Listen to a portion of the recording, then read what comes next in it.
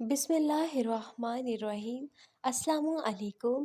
اسلام سیکھر channel کو ضرور subscribe کریں۔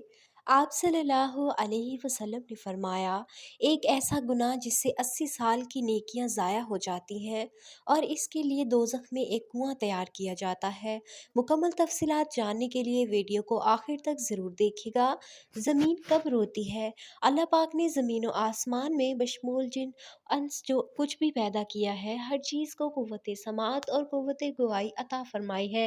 ہر چیز اپنی اپنی زبان میں اللہ کے ذکر میں مصروف ہے۔ ایسی تمام چیزیں جو اللہ پاک نے پیدا کی، جب ان کو کوئی چیز عطا کرتا ہے تو وہ اس پر شکر ادا بھی کرتی ہیں، اور جب کوئی ان کو تکلیف پہنچتی ہے تو وہ اس کا اظہار بھی کرتی ہیں۔ لیکن یہ اور بات ہے کہ اللہ نے ایسی حواسوں کو جن انس سے پوشیدہ رکھا ہے۔ دھرتی یعنی کو زمین کو ہی لے لیجئے، زمین بولتی بھی ہے، سنتی بھی ہے، خوشی غمی کو محسوس بھی کرتی ہے اور اس کا اظہار بھی کرتی ہے۔ نبی کریم صلی اللہ علیہ وسلم نے فرمایا، دو موقع ایسے ہیں کہ جن پر زمین روتی ہے۔ پہلا موقع یہ ہے کہ جب ناحق کسی کا خون بہایا جاتا ہے، مقتول کا قطرہ زمین پر گرتے ہی زمین پکارتی ہے، الہی مجھے اجازت دے تاکہ میں قتل کو ابھی نگل جاؤں، اور آواز آتی ہے، ذرا صبر کر، یہ تیرے اندر ہی آئے گا۔ دوسرا موقع یہ ہے کہ جب زانی زنا کا ارتکاب کرنے کے بعد غسل کرتا ہے تو پانی کا پہلا قطرہ جب زمین پر گرتا ہے تو زمین زار و کتار روتی ہوئی کہتی ہے، الہی مجھے اجازت دے تاکہ میں نگل لوں۔ آواز آتی ہے، تھوڑی دیر صبر کر، یہ تیرے پاس ہی آئے گا۔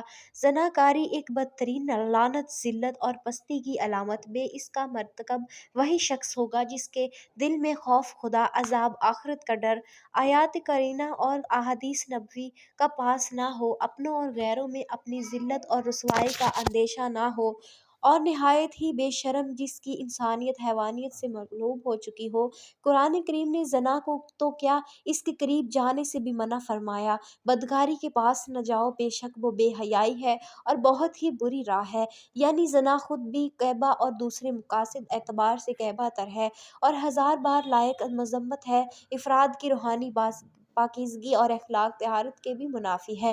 روحانیت کے چہرے پر ایک بدنما داغ ہے اور جسمانی معاشرتی مرتبہ کے لحاظ سے بھی قابل نفرت ہے۔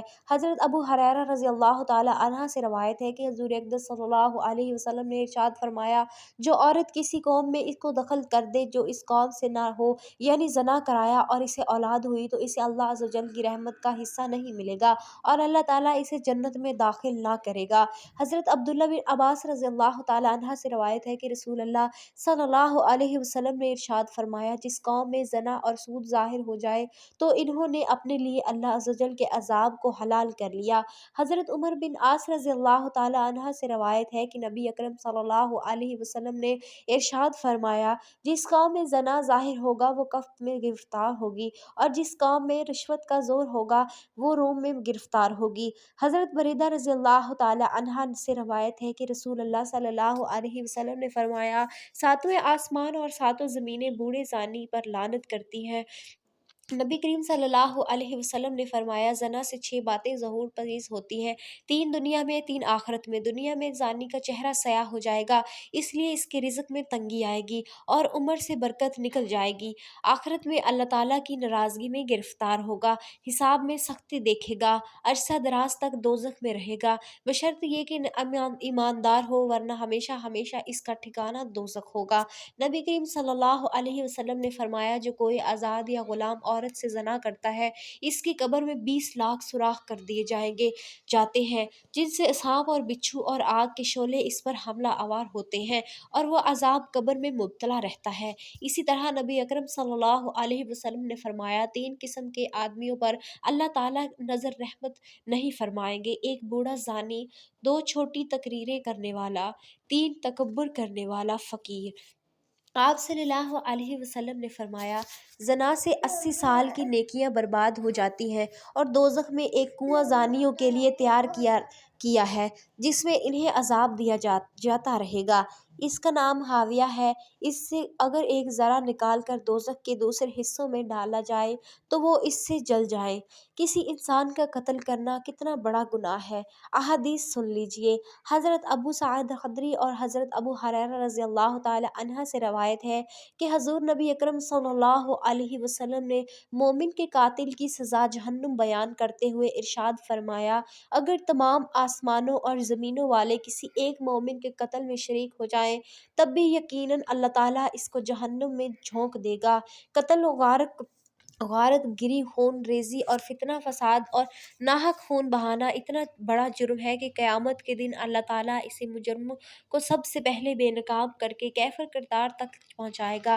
حضرت عبداللہ بن مسعود رضی اللہ تعالی عنہ بیان کرتے ہیں کہ حضور نبی اکرم صلی اللہ علیہ وسلم نے خون ریزی کی شدت بیان کرتے ہوئے ارشاد فرمایا کہ قیامت کے دن سب سے پہلے خون ریزی کا فیصلہ سنایا جائے گا۔ حضرت عبداللہ بن عمر رضی اللہ تعالیٰ عنہ سے روایت ہے کہ نبی کریم صلی اللہ علیہ وسلم نے باہمی خون خرابہ اور لڑائی جھگڑے کے تباہ کن نتائج سے خبردار کرتے ہوئے فرمایا کہ قتل و غارت گری اتنا بڑا جرم ہے کہ اگر کوئی فرد یا طبقہ اس میں ایک مرتبہ ملوث ہو جائے تو پھر اسے اس سے نکلنے کا راستہ نہیں ملے گا۔